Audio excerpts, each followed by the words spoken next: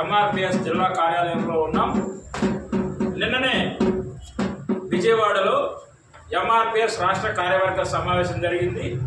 దీనికి ముఖ్య అతిథిగా ఎంఆర్పిఎస్ అధినేత మందకృష్ణ మాదిగ పాల్గొని కార్యకర్తలకు దిశానిర్దేశం చేశారు. ఈ నేపథ్యంలో మనకి మహాజన సోషలిస్ట్ పార్టీ సీనియర్ నాయకులు సత్యం మాదిగ గారు మనతో ఉన్నారు.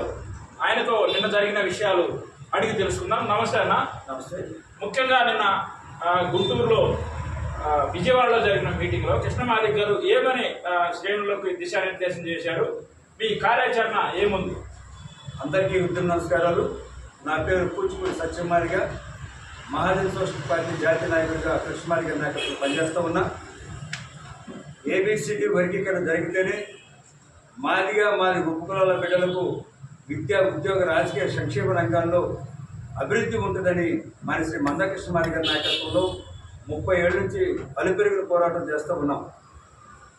అదే క్రమంలో ఆగస్టు 1వ తారీఖున సుప్రీంకోర్టులో 7గురితో కూడిన ధర్మాసనం రాష్ట్రాల పరిధిలో వర్గీకరణ చేసుకోవచ్చని చెప్పి సుప్రీంకోర్టులో తీర్పు ఇవ్వడం జరిగింది.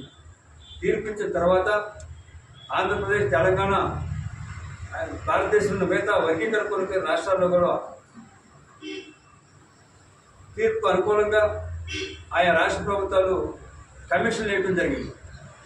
కమిషన్లు వేసిన పక్షంలోనే ఆంధ్రప్రదేశ్లో, తెలంగాణ రాష్ట్రంలో కూడా ఈ రాష్ట్ర ప్రభుత్వాలు కమిషన్ వేసి కమిషన్ రిపోర్టులు ఇవ్వడానికి సిద్ధంగా ఉన్న క్రమంలో తెలంగాణ రాష్ట్రంలో వర్గీకరణ వ్యతిరేకించే శక్తులు కాంగ్రెస్ పార్టీలో ఎక్కువగా ఉండినందువల్ల అక్కడ వర్గీకరణ లేట్ అవుతుందనే ఒక అనుమానంతో, లేకుంటే అక్కడ ఉన్న మాల్లో ఒత్తిడి వల్ల రేవంత్ రెడ్డి గారు వర్గీకరణ చేయడంలో జాప్యం చేస్తారని చెప్పి ఉద్దేశంతోనే మరి శ్రీ మందకృష్ణ మాదిగ గారి నాయకత్వంలో ఫిబ్రవరి 7వ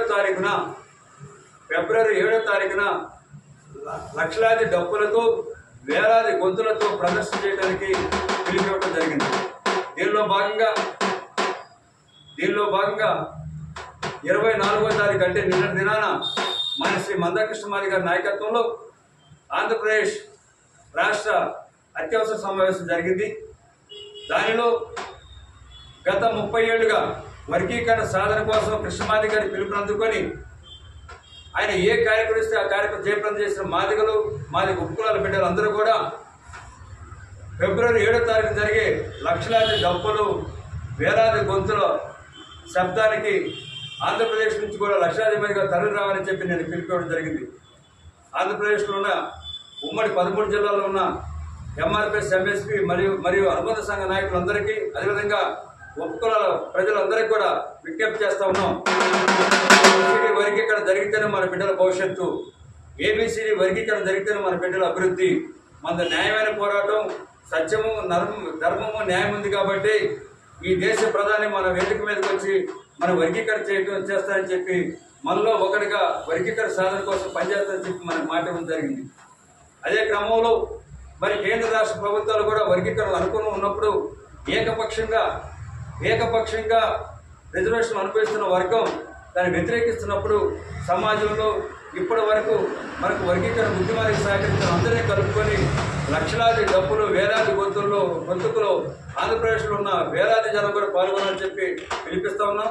దానిలో భాగంగానే రేపటి దినాన అంటే జనవరి 26వ తారీఖున ఆంధ్రప్రదేశ్లో ఉన్న అన్ని జిల్లా హెడ్ క్వార్టర్లో జిల్లా సమావేశాలు పెట్టి మండల స్థాయి నుంచి అందరూ కూడా కలిసికట్టుగా పనిచేసి లక్షలాది డబ్బుల్ని హైదరాబాద్ నగరాలు తరలించాలని చెప్పి కృష్ణ మాదిగ గారిని పిలిపివ్వటం, దానిలో భాగంగా రేపు జిల్లా సమావేశాలు ఏర్పాటు చేస్తున్నాం.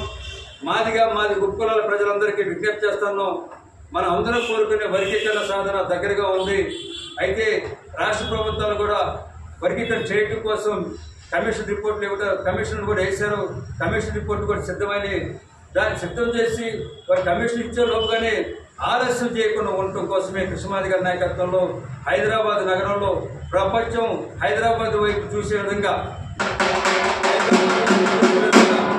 లక్షలాది డబ్బులతో వేలాది గొంతులతో సాంస్కృతిక కార్యక్రమాన్ని ఏర్పాటు చేశారు కృష్ణమాది గారు. దాన్ని మనందరం కూడా పాల్గొని జయప్రదం చేసి వర్గీకరణ సాధించుకొని మన బిడ్డలకు భవిష్యత్తును అందిద్దామని చెప్పి కోరుకుంటూ ముగిస్తూ ఉన్నా. జై మాదిగా, జై మందకృష్ణమాది.